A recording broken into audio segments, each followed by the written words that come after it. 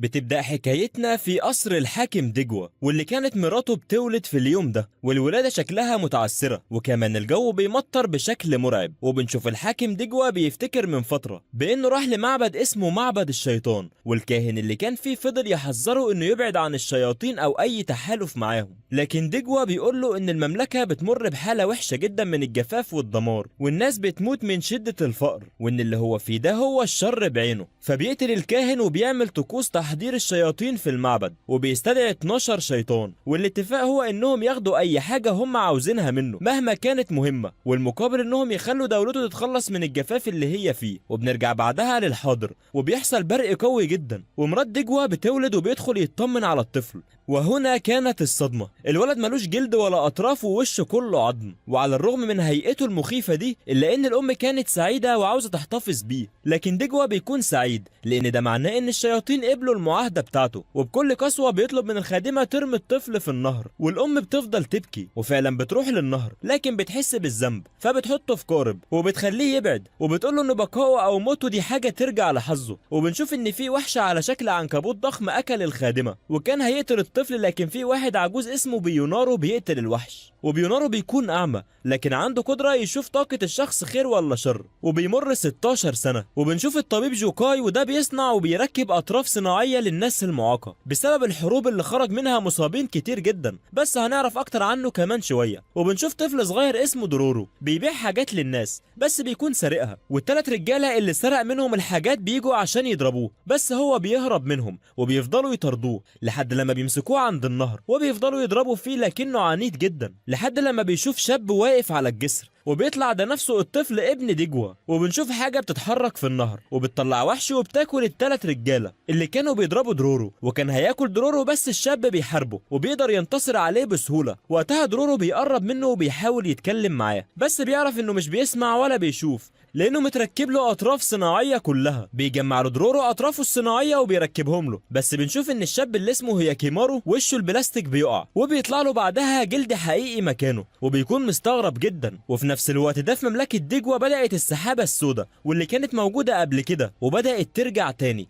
ودي حاجه غريبه مع ان دجوة ما خلفش اي اوامر للشياطين. فبيروح بسرعه بعدها على قاعده الشيطان، واللي بيكتشف ان فيها 12 تمثال، كل واحد فيهم بيمثل شيطان معين وبيكون مكسور، وبيتفاجئ جدا من اللي شايفه. ودي كلها مواقف مرتبطه ببعضها. وبنعرف ان دجوة خلف ابن تاني بعد هياكيمارو، بس طبعا ما يعرفش ان عنده اخ. ودرورو ما بيسيبش هياكيمارو على الرغم انه مش شايفه ولا سمعه، وبيفضل يساله انت مين، بيقول له انت اسمك ايه، لكن هياكيمارو ما بيردش عليه. وهياكيمارو بعدها بيروح يصطاد بالسيوف اللي في دراعه، وكان هياكل السمك ني، بس درورو بيولع نار وبيطبخ له السمك. وبنعرف بعدها ان هياكيمارو مش بيشوف غير طاقه الانسان، فلو لونها احمر يبقى شيطان شرير وبيقتله على طول، ولو لونها ابيض يبقى طيب. وعشان كده هو ما قتلش درورو لانه شايف طاقته بيضه مسالمه. وتاني يوم درورو بيقول له اننا لازم نلاقي حاجه نشتغل فيها عشان نقدر ناكل. وبيوصلوا بعدها لقريه واضح انها غنيه، فبيقابلهم مساعد زعيمه القريه، ودرورو بيقول له انهم بيقدروا يقتلوا الاشباح او اي شخص شرير، فممكن نحميكم مقابل الاكل والشرب. وفعلا بيوافق نائب زعيمه القريه وبيسيبهم يباتوا في مخزن البيت بتاعه. وتاني يوم بيجي نائب زعيمه القريه وبياخدهم للزعيمه، وبنعرف ان اسمه باندو، وبتقول لهم اسفه بس انا تعبانه ومش بقدر اخرج. ودرورو بيكون شايفها جميله جدا على عكس هياكيمارو واللي بيهجم عليها عشان يقتلها، بس درورو بيمنعه. واهل القريه بعدها بيجوا وبيحبسوهم في المخزن، ودرورو بيكون مستغرب من تصرف صديقه، بس فجاه بيظهر لهم العجوز نارو، وبيقدر يعرف ان هياكيمارو هو نفس الطفل اللي انقذه زمان. وبيفهم درورو ان هو وهياكيمارو مش بيشوفوا، بس بيقدروا يعرفوا طاقه الشخص اللي قدامهم. وبيشوف هياكيمارو وحش فبيروح بسرعه عشان يقتله، وبيقع في حفره، والعجوز نارو بياخد درورو وبيجروا ورا الوحش. وبيوصلوا تاني لغرفه زعيمه القريه، وبتحاول تقول لهم انا ست مريضه وانتوا جايين تقتلوني، بس نارو بيقول لها احنا شايفين طاقتك الشريره. فعلا الزعيمه مش بتنكر كلامهم وبتتحول لوحش بعدها، وبيدور معركه بينها وبين هياكيمارو، وبتقدر تضربه بمجساتها، بس هياكيمارو بيضربها بالسيف في عينيها وبتهرب للغابه وهو بيروح وراها. وبتدور بينهم معركه قويه جدا، بس هياكيمارو بيسيبها فبترجع للهيئه البشريه، وبتقول له كانت غلطه كبيره انه سابك عايش، انت اكيد جاي تنتقم عشان ترجع اللي خدناه منك. بس مش بتلحق تكمل كلامها وهي كيمارو بيكون قاتلها، ودرورو بيشوف فلوس مدفونه في الارض. فبيعترف نائب رئيسة القريه ان هو اللي اتفق مع الشيطانه دي، لان القريه كانت فقيره جدا والوحوش بيقتلوا سكانها، والاتفاق كان ان هو يجيب لها المسافرين تقتلهم وتمتص الطاقه بتاعتهم وهو ياخد فلوس المسافرين. وبعدها بيمشوا من القريه عشان يدوروا على قريه تانية يشتغلوا فيها. ودرورو بيشكر هي كيمارو وبيتاسف له لانه ما صدقوش لما هجم على الوحش. وهي كيمارو بيكتب كلمه على الارض والعجوز نارو بيقراها، وبنعرف انه كتب كلمه هي كيمارو، وبيعرفوا ان ده اسمه. فبيكون هو ودرورو بعد كده اكتر من اخوات.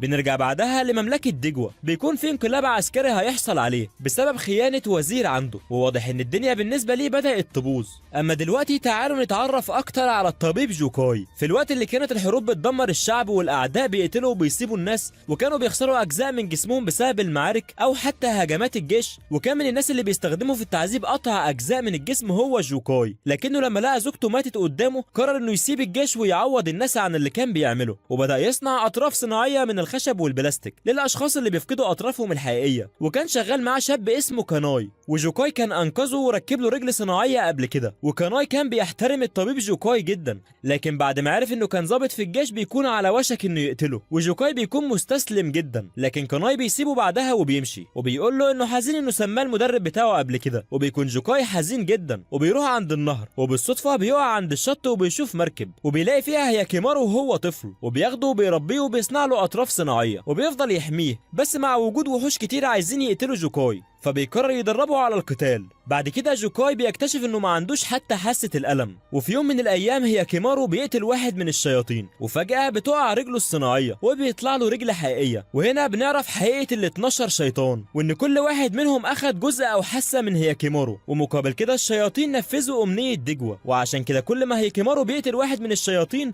بيرجع له جزء من جسمه، وديجوا بيحصل له مصيبة أو مشكلة مقابل مقتل كل شيطان. عشان كده جوكاي بيسمح لهي كيمارو انه يسافر ويقتل وحوش اكتر. ونارو بيحكي كل ده لدرورو، واللي بيتضايق جدا عشان صديقه هي كيمارو. بس فجأة بيجي هي كيمارو وبيحط رجله في النار وبتوجعه، وبكده تكون رجعت له حاسة الألم بعد ما قتل الشيطانة باندا. بيتحركوا بعد كده وبيوصلوا المعبد، وبيكون في بنت جميلة اسمها اوسوش. بس فجأة هي كيمارو بيطلع يجري ووراه درورو، وبيلاقوا ناس كتير مقتولة، وبيطلع اللي قتلهم شاب عادي بس السيف اللي في ايده سيف شيطاني ومسيطر عليه. فبيحاربوا هي كيمارو، لكن الشاب بيضرب السيف في رجله الصناعية وبيقع السيف بعيد مع رجل هي كيمارو، وبيقع الشاب من فوق تل عالي. بينزل درورو بعدها عشان يجيب رجل هي كيمارو، لكنه بيمسك السيف وبيسيطر عليه. وبنعرف ان الشاب ده اخو اوسوش وبتاخده وتعالجه، لكن لما بيفوق بيدور على السيف وواضح انه متعلق بيه. وبنشوف درورو بيحاول يقاوم السيف الشيطاني لكنه مش بيقدر وبيسيطر عليه، لحد لما بيقابل هي كيمارو وبيرمي السيف بعيد عن درورو وبيغمى عليه بعدها. وبيجي الشاب وبياخد السيف وبيبدأ بينهم قتال قوي جدا. وبتيجي بعدها اخت اوسوش، وبحركة خفيفة من هي كيمارو بيقدر يقتل الشاب وبيكسر السيف، وبكده بترجع له حاسة السمع. واول حاجة بيسمعها هي بكاء اوسوش.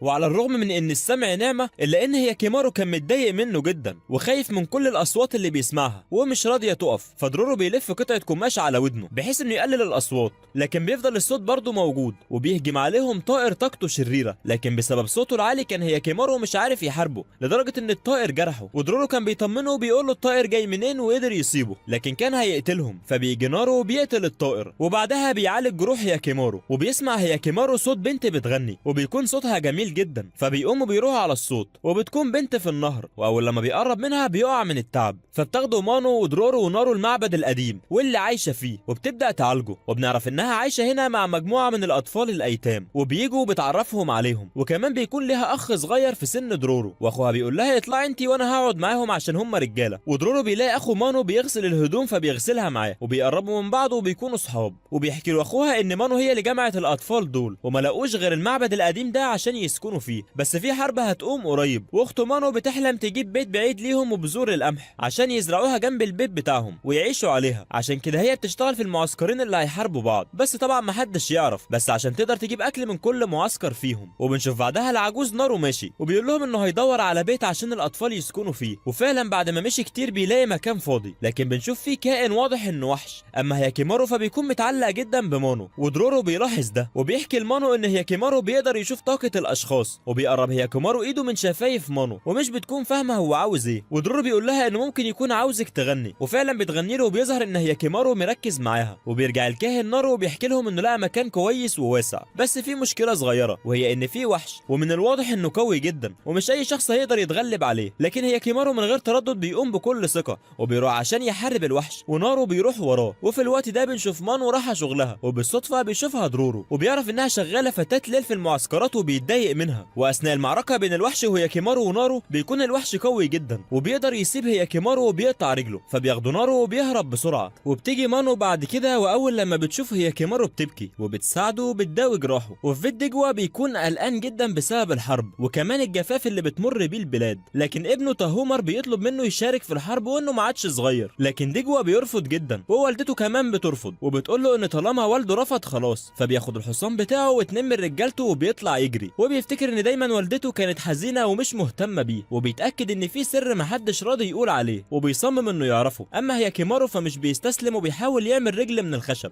وبتجيله مانو بتقعد معاه وبتكون مش عاوزه تقرب منه لانها خايفه يشوف روحها وتكون روح شريره، لكن هو بيكون شايف روحها وبتكون نقيه جدا وبتغني له وهو بيكون مندمج معاها. ونارو بيشوف جوه طاقه شريره وبيحكي لدرورو ان هياكيمارو من وهو طفل كان فيه طاقه شريره وطاقه طيبه، لكن لحد دلوقتي هو لسه شخص طيب. ونارو بيقول انه خايف الطاقه الشريره تسيطر عليه. وبعد كده مانو بتكون رايحه الشغل، بس في واحد من الجيش التاني بيشوفها وبيعرفوا انها شغاله مع الجيش التاني وبيقول اكيد هي جاسوسه. وبالليل هياكيمارو بيروح يحارب وحش ودرورو بيعرف فبيروح وراه بسرعه، وبيفضل هياكيمارو في معركه قويه جدا مع الوحش، وكان في مطر هيبدا ينزل، لكن هياكيمارو بيقتل الوحش فالمطر ما بينزلش وبيرجع تاني مع درورو. ورجل هياكيمارو المقطوعه بتنمو تاني لانه انتصر على الشيطان، لكن لما بيرجعوا بيكون الجيش حرق المعبد وقتل كل الاطفال وقتل مانو كمان. ووقتها هياكيمارو صوته بيرجع وبيصرخ وبيقتل كل الجنود بشكل بشع، لكن درورو بيوقفه وبيقول له بلاش تبقى شرير، مانو كانت عاوزاك شخص طيب. وبعد كده درورو وهياكيمارو بيمشوا وبيحاول درورو انه يضحكه بس مفيش فايده، بيفضل برضه صامت، لكن بيحس درورو انه ضحك. وفجاه بيهجم عليهم وحش انثى وبيحاربها هياكيمارو وبتكون مش قويه قوي، لكن بتهرب بسرعه وبتكون عاوزه تخطف اي بشري لانها بتتغذى على ارواح البشر. وبيوصل بعدها درورو وهياكيمارو للقريه، لكن حراس القريه بيوقفوهم وبيكون ممنوع اي حد يدخل او يخرج من القريه بدون تصريح، وبيعرفوا ان ده بسبب ان القريه بيتخطف منها يوميا شخص او اتنين. وطبعا بيعرفوا انه بسبب الوحش اللي قابلوه، والوحش بيقدر يزحف لحد لما بيدخل القريه وبيغمى عليه. وتاني يوم بيشوفها فلاح من اهل القريه وبيكون اسمه جبرة، وبيشوفها وبيكتشف انها ست جميله فبيفوقها وبياخدها على بيته لما بيلاقيها تعبانه وبيطبخ لها، وهي بتكون في نيتها انها تقتله وتمتص قوته، لكن هو بيعاملها كويس وبيطبخ لها الاكل وبيروح الشغل وهو جعان، وحتى لما بيرجع من الشغل بيعاملها كويس جدا، وهي بتحس انه مختلف عن كل الناس التانيه. وبالليل بتكون خلاص هتقتله، لكن بترجع في كلامها وشكلها اعجبت بيه وبعدها بتنام. ودرورو بيشوف يافطه متعلقه ان اللي هيقدر يمسك الوحش اللي بياكل الناس ليه مكافاه كبيره جدا. وطبعا درورو بيتحمس لان القريه دي فقيره جدا وما فيهاش حتى اكل. اما الفلاح جبرة بيشوف ان الست اللي معاه هي الوحش، وشها بيكون شاحب وباين عليها التعب، فبيقول لها انه هيهربها لان القريه هنا ما فيهاش اي اطباء، وكمان الدخول والخروج لازم بتصريح، فهو بالليل هيهربها عشان تقدر تعيش. وفعلا بالليل بيهربها، لكن بيقابلهم هياكيمارو ودرورو وبيعرفها درورو من صوتها وبيقول للفلاح انها وحش ولازم يقتلوها، لكن على الرغم من كده بيقف وبيدافع عنها، وهي بتكون مستغربه انه لسه بيحميها. وبيجي ناس من حراس القريه عشان يقبضوا عليها، لكنها بتتحول لوحش وبتقتل اتنين من الجنود وبتمتص قوتهم، وبتاخد الفلاح جبرة وبتهرب، لكن بيطاردها الحراس وبيقتلوا الفلاح، وهي بتغضب جدا وبتتحول اكتر وبتقتلهم كلهم. وبعد كده بتبكي وبترجع لهيئتها البشريه، فبيسيبها هياكيمارو لانه بيحس انها مش شريره. بنروح بعدها لقريه تانية، بنشوف اهل القريه بيكونوا خايفين وده بسبب الوحش اللي مسيطر على القريه بالكامل. وبنشوف درورو وهياكيمارو ماشيين لحد لما وصلوا للقريه دي، وبالصدفه بيكون في مراسم فرح، لكن بيجي طفل لابس فرو ذئب اسمه سارو بيحاول يضرب اسهم على الناس اللي شايلين العروسه، ودرورو بيوقفه وبيساله انت بتعمل كده ليه؟ فبيحكي له سارو ان في وحش عايش جوه سحابه سودا ضخمه بيجي كل فتره وبيدمر القريه، وعشان اهل القريه ينجوا منه بيقول لهم كل ما يجي يجهزوا له واحده من بنات القريه ويدوها له يقتلها، وبيقعد بعدها فتره ما يجيش، والبنت اللي هيسلموها المره دي اخته الكبيره. فدرورو بيقول له انه هيساعده وان هياكيمارو اخوه قوي جدا وبيعرف يقتل الوحوش، وفعلا بيروح درورو وهياكيمارو يضربوا الحراس، وبيحاول سارو ياخد اخته بس هي بترفض وبتقول له ان ده هيخلي ناس كتير ما تموتش، وهي موافقه انها تضحي بحياتها. لكن السحابه بتيجي وبيخرج منها وحش بيخطف البنت، وهياكيمارو مش بيعمل حاجه لانه بيكون شايف نفسه محاط بجدار من طاقه الشر ومش عارف يعمل ايه، والوحش بيهجم عليهم وكان هيقتلهم، لكن بيجي بيجي ضوء شمس وبيدخل جوه السحابه، فبيهرب الوحش وبتختفي السحابه بعدها، وبيعرفوا انه بيخاف من ضوء الشمس. وبيرجع سارو مع درورو وهياكيمارو وبيحكي لهم عنه، وبنعرف ان اهله ماتوا وهو صغير، واهل القريه حرقوا الكوخ بتاعه وطردوه ومحدش كان بيعامله كويس غير سواني البنت اللي اتخطفت،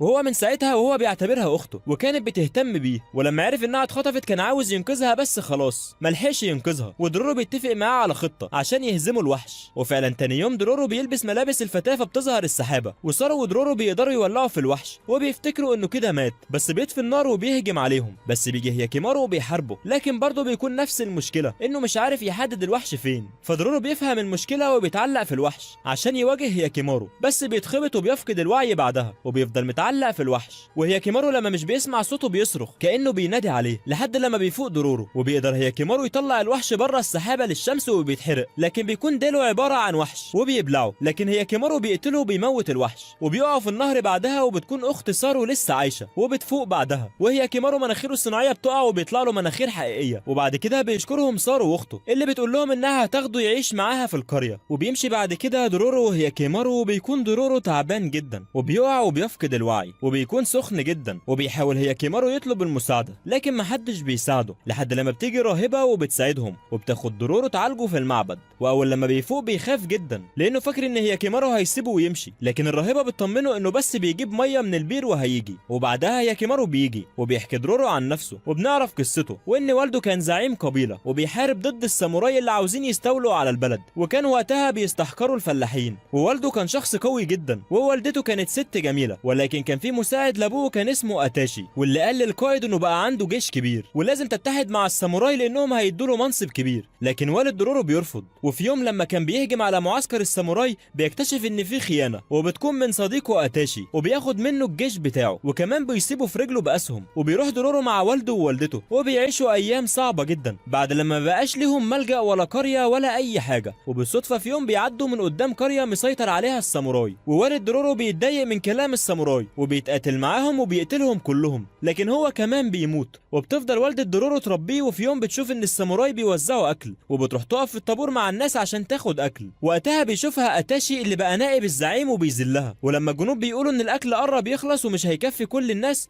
والدة درورو بتجري عشان الاكل. فالجندي بيقول لها انت مش معاكي حاجه تاخدي فيها، فبتقول له حط الاكل في ايدي، وبيكون الاكل بيغلي، وبتاخد الاكل في ايديها وبتاكل درورو. وبعد فتره قريبه بتموت الام، واخر حاجه بتقولها لدرورو الحرب هتنتهي فما تستسلمش. وهياكيمارو بيكون سامع كل ده ودرورو ما يعرفش. وبعد 3 ايام بيفوقوا وبيكملوا مشي. والناحيه التانيه بيجي واحد لدجوة وبيحكي له ان في ست قالت انها شافت طفل ما عندوش اطراف ولا جلد محطوط في مركب من 16 سنه، ودلوقتي في ناس من رجالتنا شافوا شاب بنفس المواصفات وهو اللي بيقتل الوحوش. وبكده دجوة اتاكد ان ابنه لسه عايش. وبيكون تهومر سمع كل حاجه بس لسه مش فاهم في ايه. ودجوة بيروح معبد الشيطان وبيلاقي التماثيل كلها متكسره، فبيسال الشيطان هل الطفل لسه عايش، وبيجيب له صوره. بس بنشوف هياكيمارو بيستحمى في النهر، ودرورو بيلاحظ سلسله عليها شعار بتكون متعلقه في رقبته، ولما درورو بيساله عنها بيقول له انه مش عارف حاجه عنها. اما تهومر فجنوده بيجيبوا الراجل اللي كان بيقول لدجوة على هياكيمارو وبيسالوه يعرف ايه، فبيحكي لهم لكن بيحاول يقتل نفسه، بس الجنود بيلحقوه قبل ما يموت. وتهومر بيروح يسال والده مين الشاب اللي عاوز يمسكه ده واختفى من 16 سنه، ودجوة بيزعله وبيقول له مالكش دعوه واهتم بس بشؤونك الخاصه. وتهومر بيحس بالاهانه وقتها وبيحاول يبعد عن القصر، لكن 2 من مساعدينه بيلاقوه وهو بيكون في قريه تبع مملكته، والناس بتستنجد بيه وبيحكوا له ان في وحش في البحر وانه ضخم جدا ومحدش عارف يسيطر عليه. فتهومر بيقرر يساعدهم، فبياخد الجنود ومجموعه من الصيادين ومراكب وبينزلوا يهجموا على الوحش، واللي بيكون عباره عن سلطعون بس كبير جدا وبيكون متوحش وقوي محدش بيعرف يسيطر عليه. وطبعا تهومر بيتهزم قدامه، فبيقرر ما ينسحبش ويعمل خطه تانية، وهي عباره عن انهم هيعملوا سد، ولما يدخل السلطعون السد هياخد كل الميه للمكان التاني ويحاربوا الوحش في اليابس. وفعلا بيعملوا كده والخطه بتنجح، وبيكون خلاص السلطعون هيتهزم، لكن بيطلع وحش ذكي جدا وبيرمي حجر على السد وبيكسره وبتدخل الميه من تاني. والسلطعون كان هياكل واحد من مساعدين تهومر، لكن بيجي هياكيمارو بعدها وبحركه واحده بيقتل الوحش وبينقذهم. وطبعا محدش عارف ان هياكيمارو يبقى اخو تهومر، والاتنين نفسهم ما يعرفوش انهم اخوات. وبعدها درورو بيطلب منهم فلوس عشان هياكيمارو انقذهم، وبيديله تهومر فلوس وبيسال هياكيمارو على اسمه، فهياكيمارو بيرد عليه وبيقول له اسمه. وبنشوف درورو وهياكيمارو بيوصلوا لمملكه دجوة لانها مزدهره جدا وعشان يكسبوا منها فلوس. وبالصدفه في ست مشرده اول لما بتشوف هياكيمارو بتصرخ وبتقول الوحش رجع من تاني. وبيقابلوا بعدها في القريه العجوز نارو وبيحكي لهم انه هيروح عند جدار ساكارو، وبنعرف ان انه الجدار اللي بيفصل بين مملكه ديجوا ومملكه ساكارو، وبيلاقوا ناس بتتكلم ان سبب الدمار اللي في مملكه ديجوا بيكون بسبب جدار ساكارو، بسبب ان في ناس كتير جدا اتقتلت عنده، فبقى في روح شريره قويه بتظهر فيه. وبنشوف المساعدين بتوع تاهومر بيحكوا لديجوا عن الشاب اللي ليه اطراف صناعيه، وبيقول لهم ديجوا لو شفتوا الشاب ده تاني اقتلوه فورا. ومراته بتقول له انهم اتخلوا عنه للشياطين واكيد هنتعاقب بسببه، لكن ديجوا مش بيسمعها وبيقول لها انه مش هيتخلى عن شعبه ولا بلاده عشان خاطر طفل. وبنشوف ان درورو وهياكيمارو راحوا لجدار ساكورا، وبيحس هياكيمارو ان في قوه شريره في الجدار وقويه جدا، وبيقابلوا بعدها طفل اسمه سوكو بيقول لهم ان اهله في قريه ساكورا وهو اتحبس هنا ومش عارف يروح لهم لان الصبح بيكون في جنود وبالليل الارواح الشريره بتملى المكان ومش بيعرف يهرب. فبيقرر درورو انه يساعده ويفضلوا لحد بالليل، وفعلا بيظهر الوحش وبيكون عددهم كتير جدا وبيحاربهم هياكيمارو ودرورو، والوحوش بتكون قويه جدا تكاد تكون اقوى من هياكيمارو نفسه. لكن سوكو بيستغل الفرصه وبيعدي الجدار وبيهرب للمملكه الثانيه، وبيروح وراه درورو والوحش كان خلاص هيقتل هياكيمارو، لكن هياكيمارو بيقدر يضربه وبيختفي الوحش وبيظهر ان ديجوا موجود وبيقول لجنوده يقتلوه، بس هياكيمارو بيهرب منهم. وبيكون درورو وسوكو الجنود قبضوا عليهم وخدوهم للسجن. وبنشوف تاهومر بيشوف الست المشرده وبرضه بتصرخ لما بتشوفه وبتقول له ان الشاب اللي اكلته الشياطين رجع عشان يستعيد جسمه. فبيجيبها مساعدين تاهومر وبنعرف ان الست دي هي والده مرات ديجوا، وبتحكي لتاهومر كل حاجه، وبيرجع بسرعه لوالدته وبيقول لها انت ازاي تتخلي عن ابنك.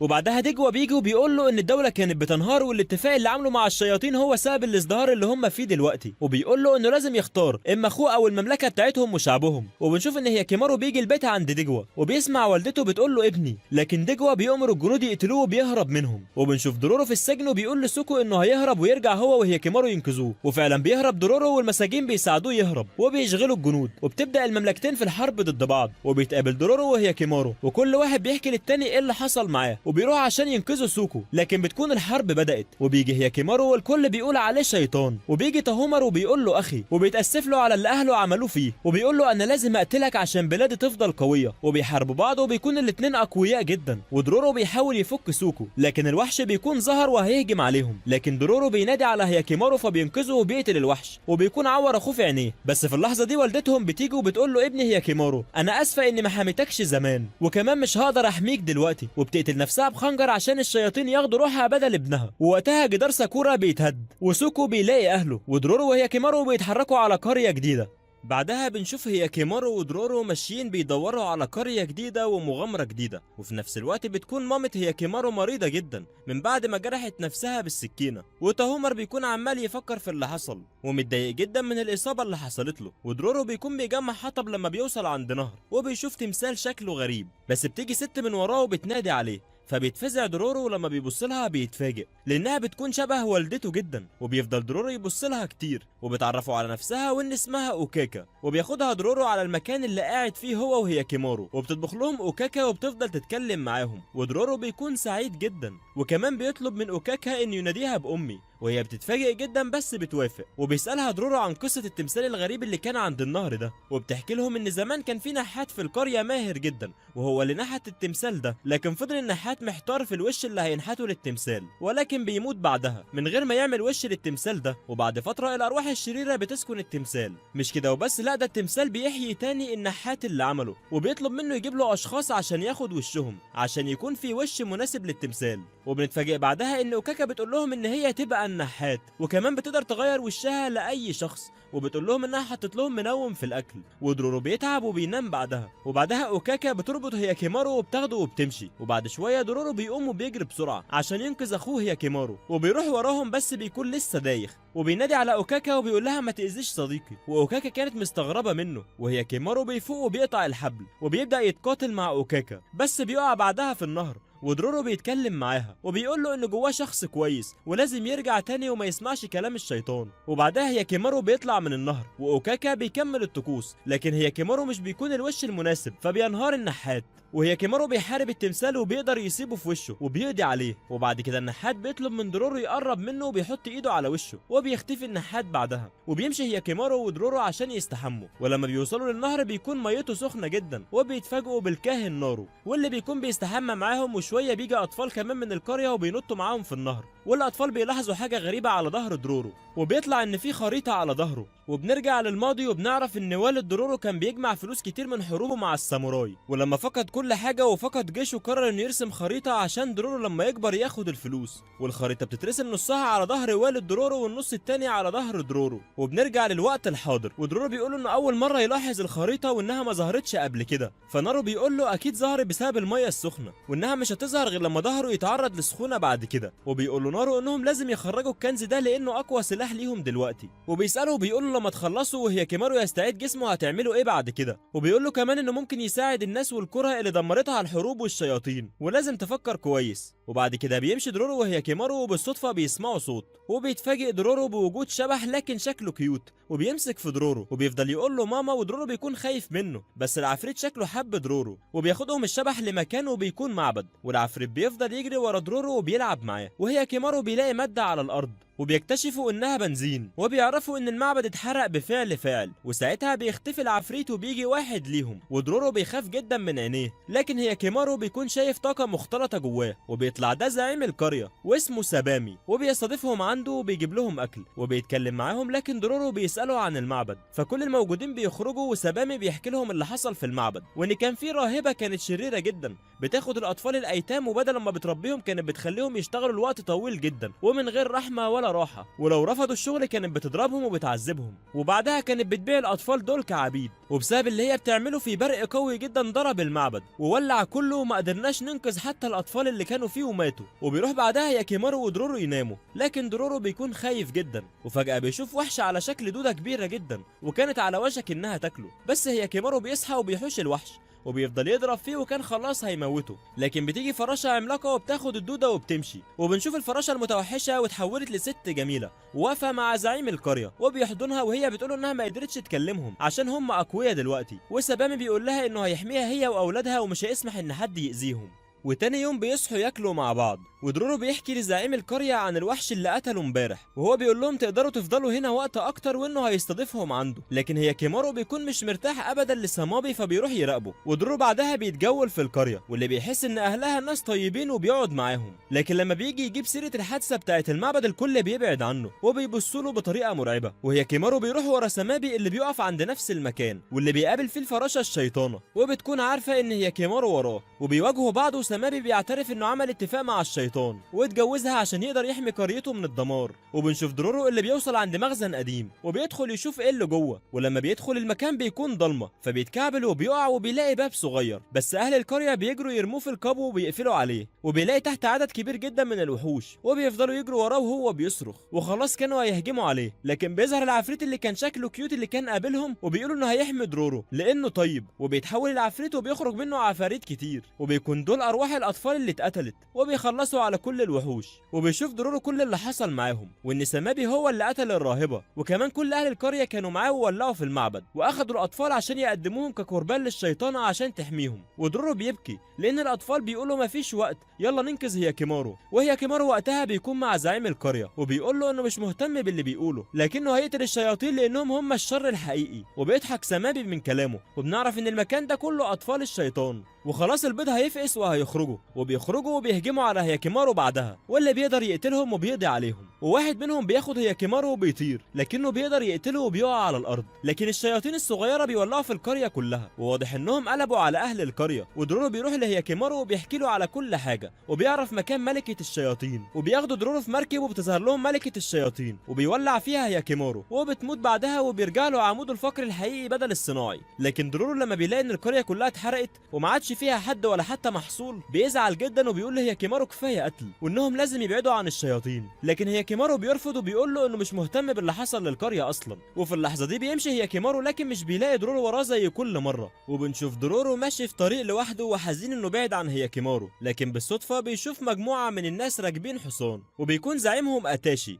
وبيقول لدرورو انه كان بيدور عليه، وبيطلع ورقه عليها نص خريطه الكنز بتاع والد درورو وبيساله عن النص التاني، لكن درورو بيقول له معرفش، وكمان بيوري له ظهره ومش بيكون عليه اي حاجه. بس اتاشي بيقول لرجالته هاتوه يمكن يكون حافظها، فبيكتفوه وبياخدوه وبيمشوا، وهياكيمارو بيفضل يدور على درورو وبيكون حزين جدا عليه. واتاشي ورجالته بيوصلوا المكان يرتاحوا فيه وبيربطوا درورو، وبيحكي له اتاشي انه كان عارف ان ابوه كان بيسرق الفلوس والذهب من الساموراي وبيعينها في مكان بعيد، لكن ما قدرش يعمل او يقول اي حاجه لانه الزعيم. ولما قرر يعمل زي ابوه اهل القريه قالوا عليه خاين ومش منهم. وبعد فتره شاف قبر ام درورو ونبش القبر واخد نص الخريطه من على ظهرها، فدرورو بيتعصب جدا بعدها وبيصرخ فيه، لكن بيكون مربوط ومش بيقدر يعمل حاجه. وتاني يوم بيوصلوا لحد نص الخريطه الاول وبيكون قدامهم نهر لازم يعدوا عشان يكملوا، وبينزلوا على قريه لكن بتكون مهجوره ومتدمره وفي دم في كل مكان، حتى المراكب كلها بتكون متدمره. بس بيجي لهم شاب صياد دراعه مقطوع وبيقول لهم ان معاه مركبين وفعلا بيركبوا معاه،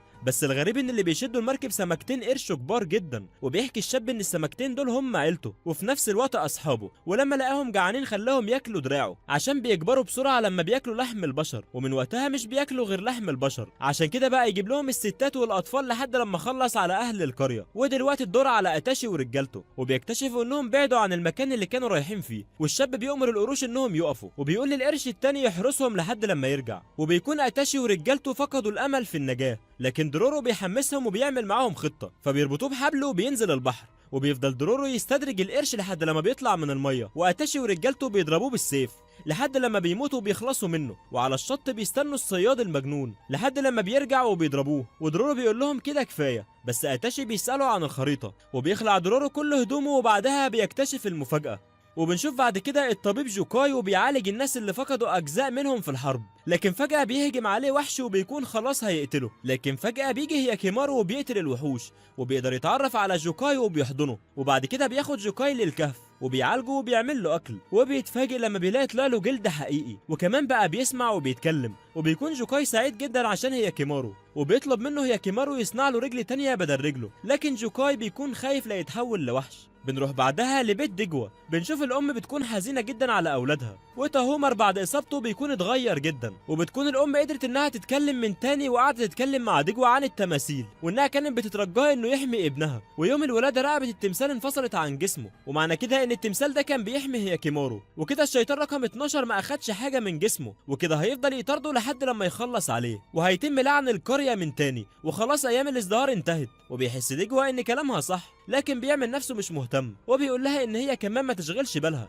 المهم انها تقوم بالسلامه. وبيطلع ويقول لواحد من الحراس يراقب هياكيمارو، فبيقول له الحارس انه شاف درورو، فبيطلب منه دجوة انهم يراقبوها عشان يعرفوا مكان هياكيمارو. وفي نفس الوقت ده بنشوف ان تاهومر والمساعدين بتوعه راحوا البيت قديم، وبيكون في البيت شيطان. وبنرجع بعدها لهياكيمارو اللي عمال يحاول يشيل الصخور، واللي بتكون قفلت باب الكهف، وجوكاي بيتكلم معاه وبيقول له انه لو فضل يحارب عيلته والشياطين كده العالم كله هينتهي وهيفضل هو لوحده. لكن هياكيمارو بيقول له انه مش هيفضل لوحده، وان في شخص هيكون معاه، وكان بيقصد درورو. وفي الوقت ده بيكون تاهومر بيحارب شيطان على شكل فار ضخم، لكن الفار ده انثى ومخلفه عدد كبير من الفئران الصغيره، وبتفضل تحاربهم عشان ما يقتلوش ولادها، لكن تاهومر بيقتلها بكل وحشيه. ولما المساعدين بيسالوها يعمل ايه في اولادها، فبيقول لهم ما تقتلهمش ولكن ولعوا في البيت كله. وفي الوقت ده جوكاي بيلبس هياكيمارو السلسله اللي عليها شعار عيلته، وبيقول له طالما في شخص هو واثق فيه خلاص هيسيبه يكمل، وبيساله هياكيمارو عن اسمه، لكن جوكاي بيقول له مش مهم، وبيقول هياكيمارو انت والدتي، وبيبكي جوكاي من السعاده. وبيمشي هياكيمارو عشان يدور على صديقه درورو. وفي الوقت ده بيكون تاهومر كون جيش قوي جدا عشان يقتل هياكيمارو. وبنرجع بعد كده لدرورو واتاشي، وبنكتشف ان درورو بنت مش ولد، وكان والدها دايما بيقول انها ولد عشان يحميها، لكن اتاشي مش بيهتم وبيخليهم يقربوها من النار لحد لما بيقدر يرسم الخريطه اللي على ظهرها، وبيسيبوها مربوطه وبيمشوا. وفي الوقت ده بيكون الشاب الصياد قاعد عمال بيحلم بالوحوش بتاعته وعمال بيفكر فيهم، وبيحكي ان هم كانوا اكتر من عيلته، وبيخلي سمكه القرش اللي لسه عايشه تاكل اختها، فبقى القرش قوي جدا وضخم ولسه هتهجم على درورو، فبيجي هياكيمارو وبيحميها، وبتدور بين الوحش وهياكيمارو معركه قويه جدا، وبيحاربها لحد لما بيخلص عليها تماما. وبيروح لدرورو وبيمسك خدودها، فبتستغرب وبتتكسف من تصرفاته الحنينه دي، فبيمسك وشها وبيقول لها انه جه علشانها، وهي بتقول له ان هما مش هيسيبوا بعض تاني. ودرورو بعدها بتحضنه، فبيقع على الارض وهو بيتألم، وبترجع له رجله التانية. وبتكون العصابة وصلت لمكان الكنز، وبيدخل اتنين بيستكشفوا المكان، لكنهم بيتفجروا لان المكان كله مليان بالفخاخ، فبيشوفوا اسطول كبير جاي في البحر، وبيطلع ان ده جيش تهومر، وبيدور اشتباك ما بين العصابه وما بين الجيش. وبيطلع دورورو وهيكيمارو للعصابه وبيقول لهم ان هم لازم يهربوا، لكن بيرفض اتاشي وبيقول لهم انه مش هيسيب الكنز لحد ابدا. فبيجي مساعدين تهومر وبيحاربهم هيكيمارو لوحده، واتاشي بياخد دورورو وبيهرب، وبيقدر واحد من المساعدين يسيب هيكيمارو بسهم، وبيفضلوا يحاربوه لحد لما بينكسر واحد من سيوفه. واتاشي ودورورو بيشوفوا التماثيل اللي كانت موجوده في الخريطه، وبيروحوا عشان يعرفوا مكان الكنز، لكن الجنود بيفضلوا يضربوا عليه سهام، واتاشي بيتصاب كذا سهم. فدورورو بتستخبى ورا التماثيل، لكن بيقعوا كلهم وبيقتلوا عدد كبير من الجنود. وبعدها اتاشي بيطلب اخر طلب من دورورو، وهو انه يشوف الكنز. لكن قبل ما بيعملوا حاجه بيجي الصياد وبيجيب عدد كبير من المتفجرات وبيولع فيها، والجبل كله بينهار. وبنشوف دورورو واتاشي بيدخلوا عشان الكنز، وفعلا بيحقق امنيته وبيشوف الكنز، وبعدها بيموت، وكل طرف بيرجع لمكانه وبيجهز نفسه عشان المعركه الجديده.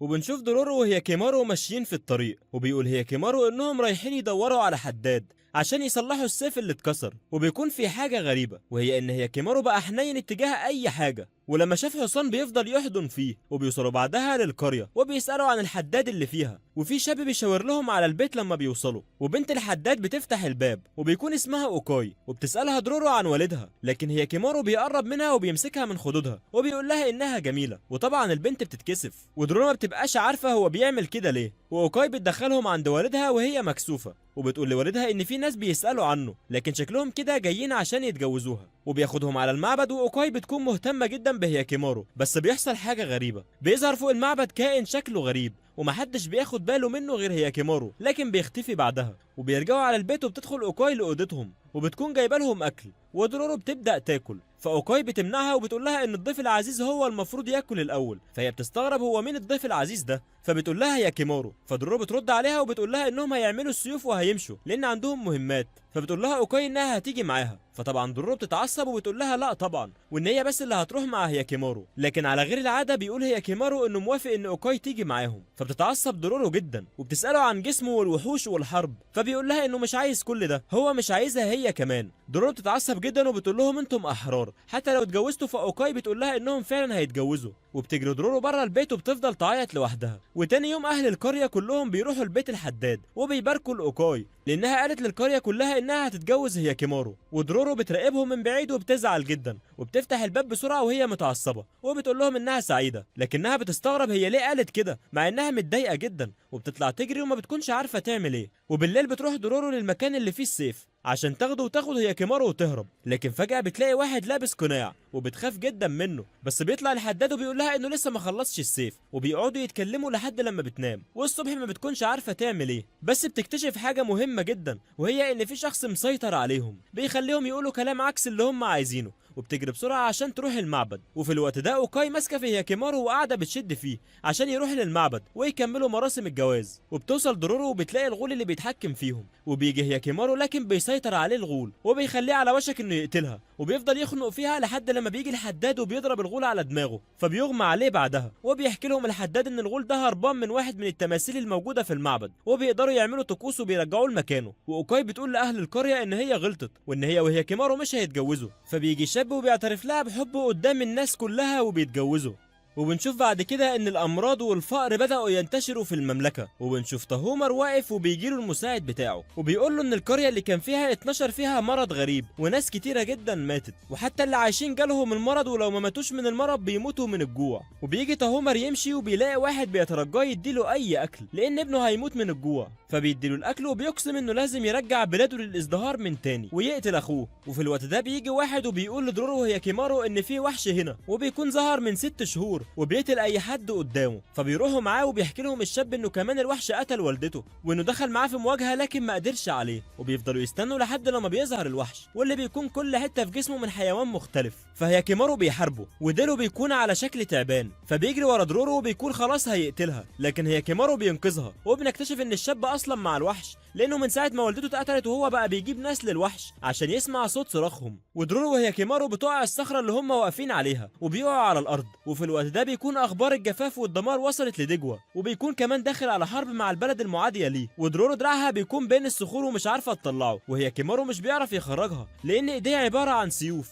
وكمان الميه بتملى المكان اللي هم فيه، وبتكون دورورو خلاص هتغرق. فبيجي وبيساعدهم نارو، وبيرجع هيكيمارو عشان يقتل الوحش وبيفضل يحاربه لحد لما بيقطع نص وشه. والشاب بيتضايق جدا وبيقول له ان كان نفسه يبقى زيه، لكن فات الاوان خلاص ووالدته اتاكلت. والوحش بيفوق وبياكل الشاب ده وبيتحول لاقوى بكتير. وبتيجي درورو بيكون في حد جاي بسرعه وبيكون هي كيمارو، وبيقتل كمان الشاب اللي بيقول له انت وحش، وبيفضل يقتل فيه وهو متعصب جدا. وهي كيمارو لما بيقتل الوحش ما بيرجعلوش اي جزء من جسمه، فبيتضايق وبيفضل يضرب فيه. وبيقول هي كيمارو ان جسمه موجود في بلاد دجوة وانه هيروح عشان يخلص عليهم. فبيروح هي كيمارو وبتفضل درورو تجري وراه. وفي الوقت ده بيكون دجوة بيجهز للحرب وبيأمر جنوده انهم يولعوا في القرية اللي اتملت بالمرض ويقتلوا اهلها ويجيبوا شباب عشان الحرب. وفي الوقت ده بيجي له واحد من رجالته وبيقول له ان هو شاف هي كيمارو ودرورو جايين الاراضي بتاعتنا. وتاهومر بيسمعهم وبيقول لدجوة انهم لازم يقتلوا هي كيمارو المرة دي وان هو اللي هيقود الجيش.